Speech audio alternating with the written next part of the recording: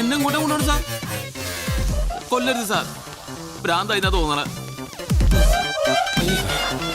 Sir കൂട്ടരുത്, ഞാൻ ഇതുവഴി പോയിക്കോളാം പ്ലീസ്. ചെറിയ സാർ ഞാൻ പോട്ടെ. എങ്ങോട്ട്? ഇതെന്താ?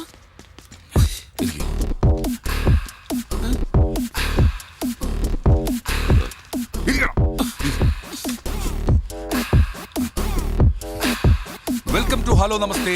ഇന്ന് നിങ്ങൾക്കൊപ്പമുള്ളത് 2 സർപ്രൈസ് ആർജേഴ്സ് ആണ്, ജയ് ആൻഡ് അബു. അബു? ഞാൻ ജയ്, എന്നോടൊപ്പം ആരാണെന്ന് ഞാൻ പറഞ്ഞു.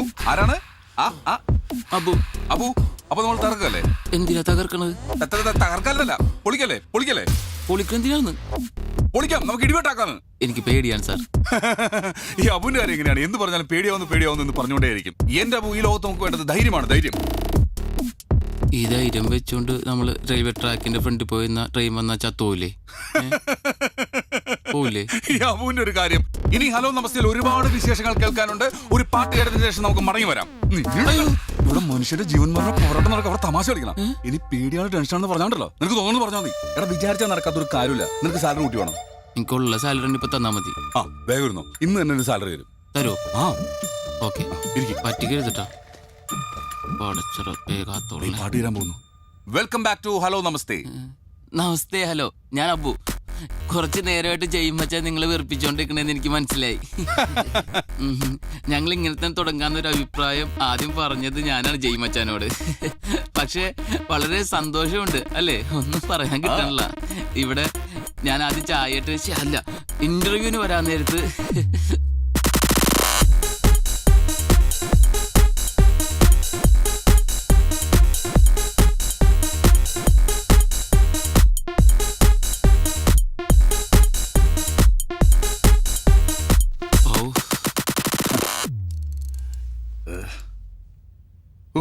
നമ്മൾ എന്തൊക്കെയാടാ പറഞ്ഞത്? എനിക്കൊന്നും ഓർമ്മയൊന്നുമില്ല.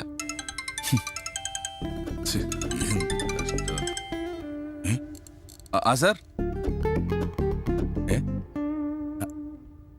Thank you sir.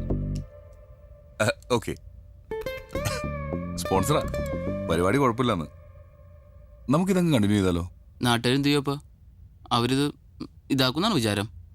സാറേ, എത്രയും പെട്ടെന്ന് 2 പേരും ഇങ്ങോട്ട് വിളിച്ചിട്ടുണ്ട് കേട്ടാ, അല്ലെങ്കിൽ ഇത് മൊത്തം ചൊലാവും, ഉറപ്പാണ്. നമ്മളങ്ങോട്ട് പറയുന്നത് മാത്രമല്ല, അവര് പറയുന്നത് എറിയും ഇങ്ങോട്ട് കേൾക്കേണ്ടി വരും കേട്ടാ.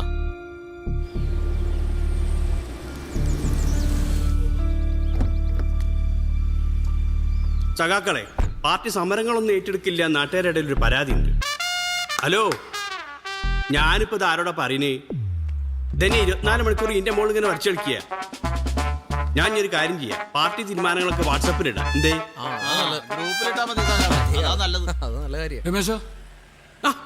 ഇതാരും മാധവനോ? എന്തൊക്കെയാണ് സാറല്ലേ?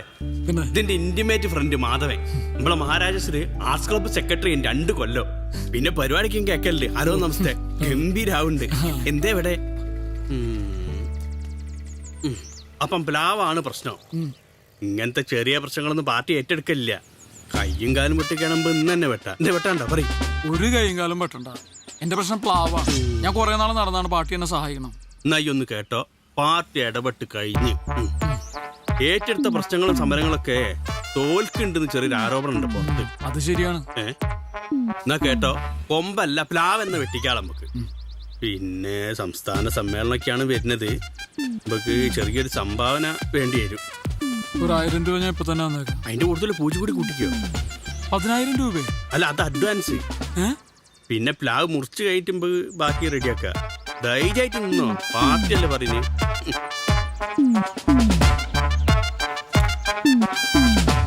അത് ബാക്കി ഓഫീസിലെത്തിക്കാം. ഫീസ് എത്രയായാലും സാരമില്ല, ഇതിന്റെ ഒരു കൊമ്പ് പോലും അവര് മുറിക്കാൻ പാടില്ല. ഇങ്ങനെ ജില്ലെന്ന് നിൽക്കുന്ന കക്ഷികളെ എനിക്കും ഇഷ്ടം. അപ്പൊ എല്ലാം പറഞ്ഞ പോലെ. ഓക്കെ, അതെ, നമുക്ക് കുറച്ച് പൈസ ടോമിച്ചായനോട് ചോദിച്ചാലോ? നീ എന്താ പറയുന്നത്? ഭയങ്കര നാണക്കത.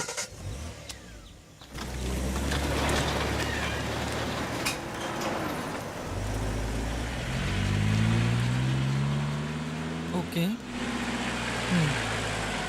പിന്നെ ഈവനിങ് ഷിഫ്റ്റില് ഞാനിപ്പോൾ തിരിച്ചു വിളിക്കാവേ.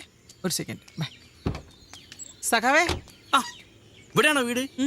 രണ്ടാഴ്ചയായിട്ട് ഇവിടെ ചർച്ചയ്ക്കൊന്നും വിളിക്കില്ല കേട്ടോ. വിളിക്കാൻ നിങ്ങൾ എന്തെങ്കിലും ഇഷ്യൂ ഉണ്ടാക്കണ്ടേ? ഞങ്ങൾ ശ്രമിക്കുന്നുണ്ട്.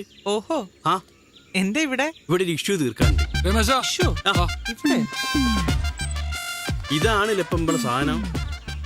ഇതിനിപ്പോ എത്ര കൊല്ലത്തെ മൂപ്പുണ്ടാവും? അതാണോ ഇപ്പൊ അല്ല, പ്രശ്നം? അതല്ല. അവനെന്താ അവിടെ പോയി സംസാരിക്കുക? അല്ല, എന്താ പ്രശ്നം? നിങ്ങൾ കോളനിക്കാർ വിചാരിച്ചിട്ട് നടന്നില്ലല്ലോ. ഇനി ഞങ്ങൾ ശ്രമിച്ചോട്ടെ, ഇത് മുറിക്കാൻ പറ്റുമെന്ന്. ചെല്ല് കഥ പറയാം. ഞാനേറ്റ് അവൻ മൊടാണിക്ക്, നീ മൈൻഡ് ചെയ്യണ്ട. എന്റെ സ്വഭാവം അറിയില്ല. നിറയെ ചക്കയുണ്ടല്ലോ. ആ രാഹുൽ, ഞാൻ താമസിക്കുന്ന വില്ലിലേക്ക് എത്രയും പെട്ടെന്ന് ഒരു യൂണിറ്റ് അയക്കണം. എന്നിട്ട് ന്യൂസും അപ്പ് ചെയ്തു. യുവ ആർജയുടെ വീട് CKM വളയുന്നു. ആ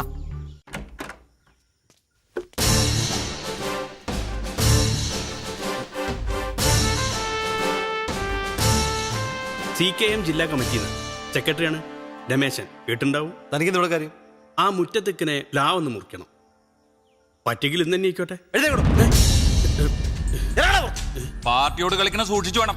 പാർട്ടിയല്ല, പട്ടാളം വേണമെങ്കിൽ വന്നോട്ടെ, ഞങ്ങൾ ആ മരം മുറിക്കുന്നില്ല. ഇത് പാർട്ടി ഏറ്റെടുത്തു കഴിഞ്ഞ പ്രശ്നം. ഒരു വിട്ടുവീഴ്ചയും പ്രതീക്ഷിക്കണ്ട. സുഹൃത്തെ, മര്യാദന്റെ ഭാഷയിൽ എന്നോട് ഇത്ര നേരം ഞാൻ സംസാരിച്ചേ. താൻ നീ മറ്റേ ഭാഷയിൽ പറഞ്ഞു നോക്കി. ജെറി, പോലീസിനെ വിളിക്ക്. കൊച്ചിയിൽ യുവ ആർജയുടെ വീട് CKM വളയുന്നു. സഖാവേ, ന്യൂസായി. ഇപ്പൊ ഞങ്ങൾ പോണ്. കൊറേ വെട്ടിമുറിച്ച് പാരമ്പര്യമുള്ള ആ പാർട്ടിക്ക് ഈ പ്ലാവ് ഞങ്ങൾക്ക് ഒരു വിഷയമല്ല. പാടോ അല്ല പിന്നെ. ഈ പ്ലാവുമായി ബന്ധപ്പെട്ട എന്തൊക്കെ കാര്യങ്ങളാണ് താങ്കൾക്ക് പറയാനുള്ളത്? ഇപ്പൊ വാർത്തകൾക്കൊക്കെ നല്ല ദാരിദ്ര്യ അല്ല മാഡം? അവര് വരുന്നു. ആ വാ. ഒരു രാഷ്ട്രീയ പാർട്ടി സമൂഹം അംഗീകരിക്കുന്ന ഒരു ചെറുപ്പക്കാരന്റെ സ്വകാര്യ ജീവിതം അട്ടിമറിക്കാൻ ശ്രമിക്കുന്നു, അതും കേവലം ഒരു പ്ലാവിന്റെ പേരിൽ. ഇത് ശരിയാണോ? പ്ലാവോ? ഏത് പ്ലാവ്? ഇത് പ്ലാവാ? ഞാൻ അതിപ്പോഴാ കാണുന്നേ. പ്ലാവിന്റെ കാര്യം സംസാരിക്കാനല്ല ഞാൻ വന്ന്. ഈ 2 വില്ലകൾ നിൽക്കുന്ന പുറമ്പോക്ക് ഭൂമിയില്ല, അതിന്റെ കാര്യം സംസാരിക്കാനാ ഞാൻ ഇവിടെ വന്ന്. കയ്യേറ്റ ഭൂമിയോ? സഖാക്കളെ, ഭൂമാഫിയയുടെ ഇരകളാണ് ഈ 2 ആർജകളും. ഇവനെന്തായി പറയണ? ഇതിനു വേണ്ടിയുള്ള എല്ലാ തെളിവും എന്റെ കയ്യിലുണ്ട്. എന്റെ അടുത്താ? സഖാവേ, ഇതല്ല മറ്റോനാ ബ്രോ. എല്ലാ തെളിവും ഈ പെൺഡ്രൈവിന്റെ അകത്തുണ്ട്. എത്രയും പെട്ടെന്ന് ഞാൻ അത് കോടതിയിൽ ഹാജരാക്കും.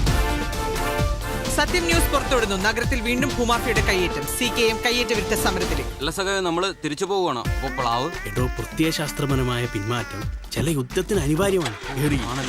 എത്ര അനുഭവം ഇവന്, എന്നാലും ചോദിക്കില്ല. എന്താണ് നീ രാഷ്ട്രീയക്കാരെ വിളിച്ചോണ്ട് വന്നത്? കണ്ടില്ലേ? വേറെ ആരിലോട്ട് വിളിച്ചോണ്ട് പോടാ. ആരെങ്കിലും അല്ലടാ, ഞാനാണ് ഇറങ്ങാൻ പോകുന്നത്. എന്നാ നീ വാടാ. പന്നെ